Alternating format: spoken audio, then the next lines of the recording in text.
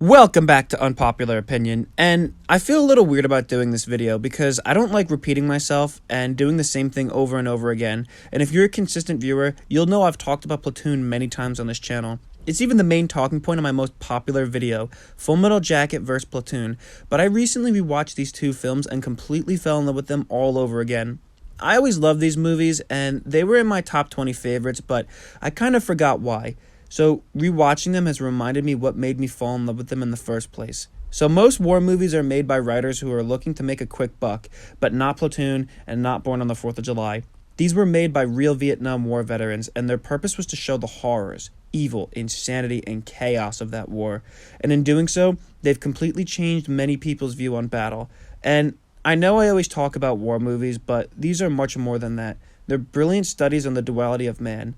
I always like to refer to Born on the 4th of July as the unofficial sequel to Platoon because it's in what's called the Oliver Stone's Vietnam War movie trilogy, starting with Platoon, then Born on the 4th of July, and ending with Heaven and Earth. Not just that, but a lot of the actors and crew from Platoon returned for this movie. For example, L.T. Wolfe is the doctor, Crawford is the male nurse, the doc is the hospital patient, Sergeant Barnes is the Marine recruiter, and Sergeant Elias is Charlie from Chicago. Tony is the veteran at the Mexican villa, and Sergeant O'Neill is the guy at the Democratic Convention in the end of the film. Not to mention, Oliver Stone makes a cameo in this film with his former military film advisor from Platoon, Dale Dye. But Colonel, these people, the Viet Cong, they fought the French and the Japanese for 30 years. Do you really think they can be weeded out? I think that anything that lives in a cave can be weeded out. This is going to be an incredible matchup of movie face-offs, and I've never done a versus between movies made by the same director. Oliver Stone, a Vietnam veteran, made these two movies as a statement to forward how war is hell and to come to terms with the horrors he faced. And an interesting fact to mention is these movies each earned him an Oscar for Best Director. So, without any further ado, let's jump into probably the greatest unpopular opinion versus we can ever do. This is Platoon vs. Born on the 4th of July. Round 1. Plot. This is a very awkward round because never in my whole life have I ever compared a fictional movie to a factual one. Platoon was inspired by the events Stone experienced in Nam, and Born on the 4th of July is the true story of Ron Kovic, an all-American patriot who joins the Marine Corps and gets paralyzed in Vietnam, and how he has to readjust to life in a country that rejects and disrespects him, not only as a cripple, but as a Vietnam veteran. Wrecked with guilt, remorse, and regret, he goes on a journey to find purpose in his life, and to put the war behind him. Platoon is about a new recruit who arrives to Vietnam and is thrown into the hostilities amongst his fellow soldiers, as half of the platoon is on the side of the evil Sergeant Barnes, and the rest follow the graceful Sergeant Elias. Instead of fighting the enemy, the men devolve into a metaphorical civil war in their platoon. Platoon's plot is really original and enjoyable, but for Born on the 4th of July, what's interesting is that movies tend not to focus on what happens to the wounded men of war. Not only that, but Ron's epic transformation from conservative, disillusioned boy to damaged but wiser man through extreme trial and error was an epic struggle and was so intense. It can't be described in words. So, winner, Born on the 4th of July. Round 2. Performances. Tom Cruise's acting in this movie was one of the best performances in cinema history. That's not something to be taken lightly. And the acting by the supporting cast was not only convincing, but powerful, especially from Willem Dafoe. The bitch thinks it's funny I can't move my dick! Get the fuck! Platoon's actors were very good, and they really showed the constant stress and impossibility of the soldiers facing their inevitable demise in the war without a front. Both films have really believable acting, but Born on the 4th of July was better. Winner, Born on the 4th of July. Round 3. Characters. Platoon has a lot of diverse and unique characters that represent many walks of life. Chris Taylor, our protagonist, is a young man who comes from wealth and privilege. He drops out of school to serve in the army, and he gives us the personal first-person view of war. Sergeant Barnes is an evil, sadistic man who loves war and was shot 7 times, but continues to come back, and he's responsible for much of the tension in the movie when he kills a civilian and gets into a fight with Elias, who's the total opposite of Barnes. Sergeant Elias is a compassionate, friendly, and caring soldier who's the only man who's got the guts to stand up to Barnes, and Lieutenant Wolfe is the platoon leader. He has absolutely no control over his men and gets no respect from the soldiers. He's basically Sergeant Barnes' puppet. And fun fact, military officer cadet programs actually show this movie, particularly the scenes with Wolfe in it, to its officer candidates to show them how not to act as a leader in the military. Then you have Elias's followers, who are much nicer and easygoing. They spend much of their time in the underworld doing drugs. They consist of the Doc, Francis, King, and Ra. Lastly, we have the Barnes' goons. They're basically the Walmart version of Barnes. Not quite as evil, but evil nonetheless, at a discounted price. They consist of Junior, Bunny, Tony, and Sergeant O'Neill. But I need to mention something about Sergeant Red O'Neill.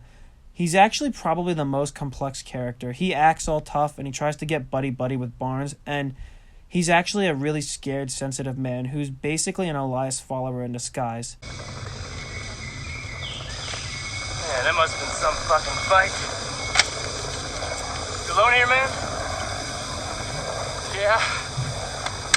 Bunch of fucking faggots, they all left me.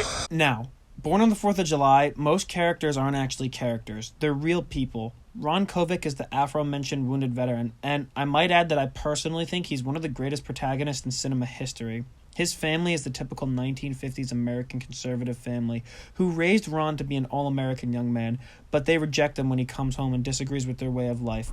Timmy is Ron's best friend who also served overseas. Stevie, he's a childhood friend of Ron who from the beginning hated the war and went to college instead. PFC Wilson is a major minor character who I have to discuss more later.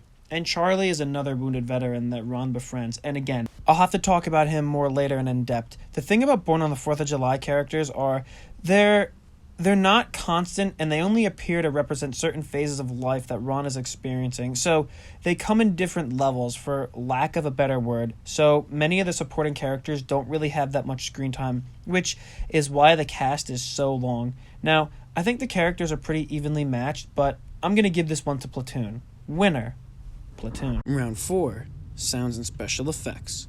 Platoon's sound effects aren't really that good. They're grainy and cheesy, but I secretly love them because it gives a sense of grittiness that reminds me of older war movies. But there's this really annoying and distracting hissing noise in the background of a lot of scenes. And for many modern audiences, the sound hasn't aged well.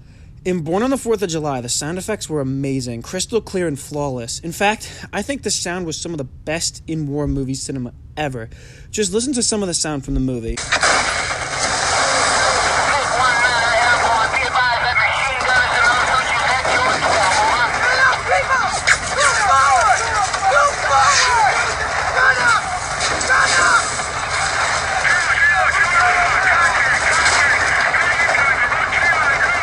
Now just listen to some of the sounds in Platoon.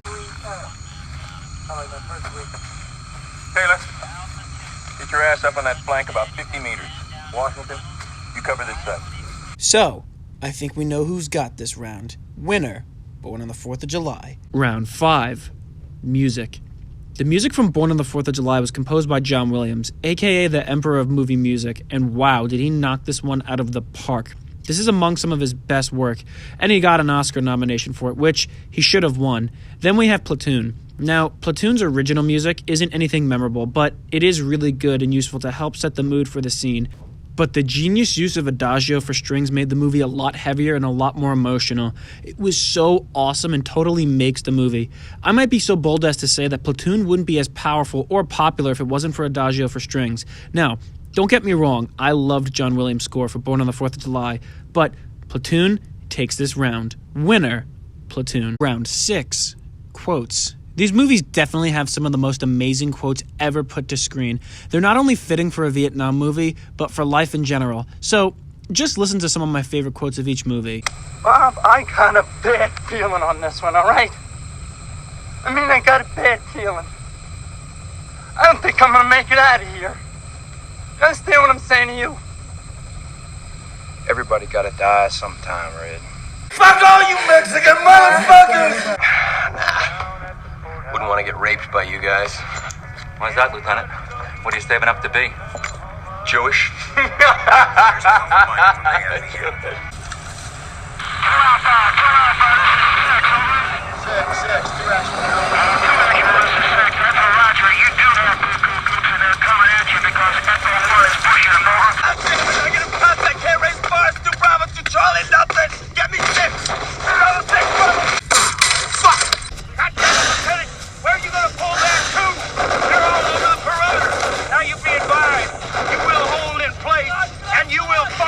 That means you, Lieutenant.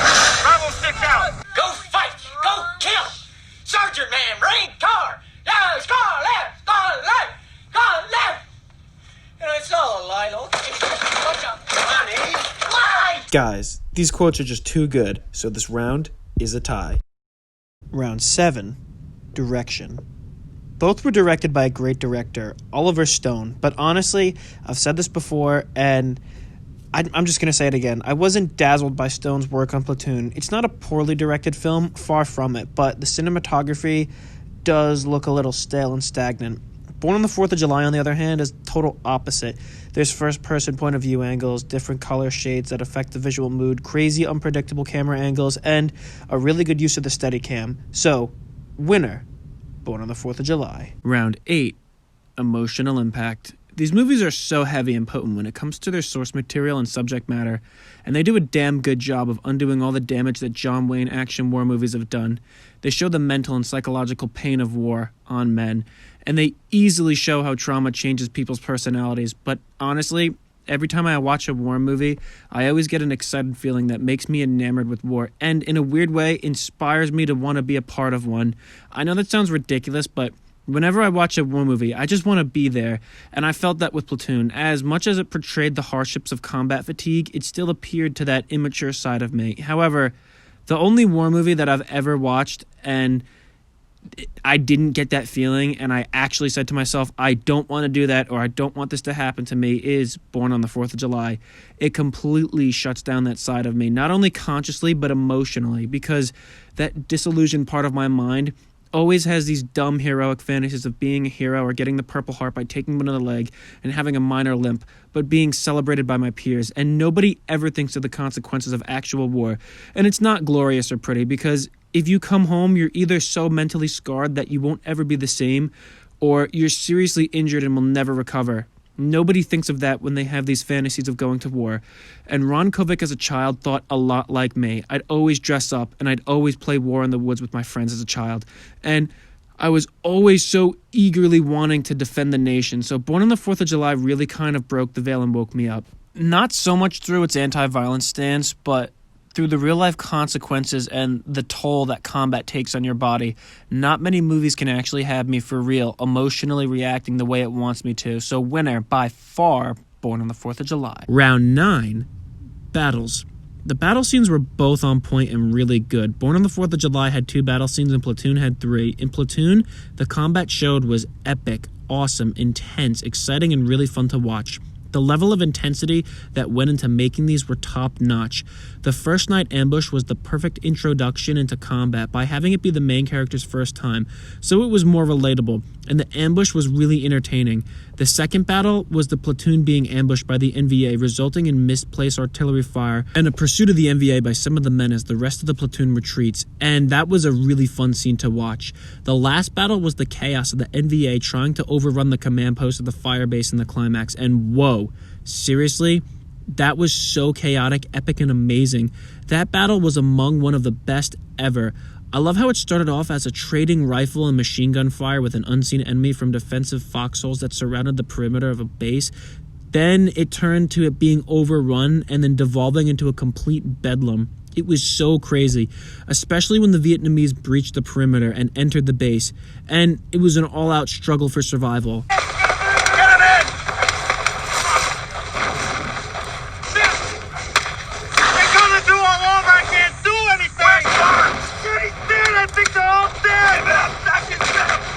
Now on to Born on the 4th of July. Born on the 4th of July took a really risky approach to its battle scenes because the only 2 war sequences are literally back to back, and it's almost like blink and you miss it, metaphorically speaking, whereas Platoon's battles are appropriately spaced out. And I say this because too much combat scenes too close together and not spaced out properly turns me off as the viewer, because after a while of being really entertained and interested, I get bored and I think to myself, all right, it's time to wrap it up. But on the other hand, not enough battles or battles spaced apart too far makes me say, all right, come on, where's the battles? We need more battles. So Born on the 4th of July did a really risky move, but it got lucky because it was pretty good. The battles did get me full of adrenaline and it filled me with tension, but they are a little bit too short. And the battle where Ron gets paralyzed was great, but again, it was a little short, and the music played takes away the combat feel. Now, don't get me wrong, the music playing in the background was genius, and I do recognize that it only gets played at integral parts, and the tone was more dark because it was a warning and build-up to the turning point in Ron's life, but if the battles were a little longer, they would have been perfect. I still really enjoy it though, and I get why they weren't long or drawn out, because their purpose was to get to the point of the movie, and the point of the movie wasn't to show combat at Vietnam. It was to show what caused Ron's pain and suffering in the war. Platoon's purpose of having the battles was because it was trying to show the combat experience of Nam. Now, overall, I think Platoon did it best. So, winner, Platoon. Round 10, Portrayal of the War. This is a really tough round because these both did portray Vietnam to the utmost authenticity, especially since they were made by Vietnam veterans. Now, I'm going to spend a lot of time on this and talk a little bit more for this round, so if you want to skip to the results, I don't blame you, because this is going to be long. But Platoon's approach to portraying Vietnam was to show the front lines and day-to-day life of a grunt. Born on the 4th of July's portrayal was of one man's individual experience and of how Nam affected the home front. And like I said, both were masterfully done. Platoon showed through the eyes of Chris Taylor how the line between good and evil gets blurry, because the Americans, they're supposed to be good guys, right? Well, no, because he witnesses rape, murder, and complete disarray from his own unit. And his narration voiceover made for a better and deeper understanding of the suffering. And I've never seen or got the feeling from a movie, the sensation, or the feeling that the soldiers were fighting for survival. And the last scene totally gave me that vibe. This scene was complete mayhem and total pandemonium. The soldiers weren't fighting for their country. They were fighting for their lives, and many first-hand eyewitness accounts of soldiers always say that their number one priority for fighting was to stay alive, so that was great. Not just that, but the monotony of military routine is completely overwhelming. Now, even though there's only about 20 minutes of Born on the 4th of July that actually takes place in Vietnam, it crams almost everything there is to need to know about it in there, and it gives you a quick crash course on that hell. It starts when Ron's unit exchanges shots with the NVA and civilians get caught in the crossfire, which disturbs him for the rest of his life. Then it features him being forced to leave a wounded baby to die in a split-second decision in order to escape an ambush, and the confusion results in him accidentally shooting a new recruit, PFC Wilson, and that completely crushed his morale. And friendly fire accounted for a lot of American casualties in Vietnam. He gets no sympathy from his men, and his officers dismiss his confessions, which makes him feel worse. Then it shows you how he got ambushed and wounded, and this scene right now, I want to show you. This is an important scene. It really speaks to me and shows me the camaraderie between Marines. This man right now, he risks his life charging into the open to save Ron. Now that's bravery, that's honor, and that's what it means to be a Marine. And then the war continues for Ron when he returns home to the States, because it accurately shows the horrible state and conditions the veterans' hospitals were in. They were totally unacceptable because they were filthy, underprepared, lacked proper staff, and it basically showed how little the government cared about its veterans when they returned home. And then it shows the disdain our servicemen receive when they return to civilian life. And honestly, our current political atmosphere in this country eerily shadows this time period. Not only that, but the people he knows in his town deliberately treat him different and like an outsider because of his condition. The first time anyone gets real with him, it was his friend Stevie, who straight up tells him people don't care about Vietnam and how he was a fool for going because he was tricked by, quote, big government lies. After that, Ron's morale is crushed as he struggles with PTSD and an inner conflict which tears him apart. That's when things get worse. He stops caring for his physical hygiene and becomes an alcoholic, and during this stage in life, he gets into a bar fight with a World War II veteran who shows him absolutely no sympathy or support, and his family basically disown him because they're unable to handle his unstable life and behavior caused by the war. So he goes on a vacation to a wounded veteran resort haven in Mexico, and this is literally the lowest point in his life. The veterans down there are complete wrecks. They've completely given up, and they've totally given into sin, and they let the war ruin their lives. The villa is crawling with drugs, whores, alcohol, and misery. Willem Dafoe's character Charlie is literally a warning of what Ron will become if he goes down this path of debauchery. In fact, one of the best parts of the movie was when he first arrived to the villa, and another crippled veteran comes up to him and tells him not to stay at the villa and to get out before it's too late. If I stay in there, get the fuck out. And it's sad because the man who warned him already gave up and it's too late for him, so he tried to spare Ron of his fate. things get worse for him when he has his first sexual experience with a Mexican prostitute, and he ends up falling in love with her, only to have his heart broken again when he sees her with another customer, and that's sad, because Vietnam took away what was supposed to be a special moment for him, and since he's paralyzed, he can never truly enjoy being with a woman because he literally feels nothing below the waist, and it's really unfair that was taken away from him since he was so young. They say it is a sin if you play with your penis. I just wish I could. Don't even got time to learn how to use it. It's gone in some jungle, some fucking jungle over in Asia. It's just gone. Night after night of him drinking and sleeping with a different whore basically every day, he can't take the guilt of killing Wilson anymore, and he realizes he can't cope with it by merely just writing a letter to his parents. And I do want to mention something, that when I was preparing for this video, I noticed something I've never seen in this movie before, and it was genius.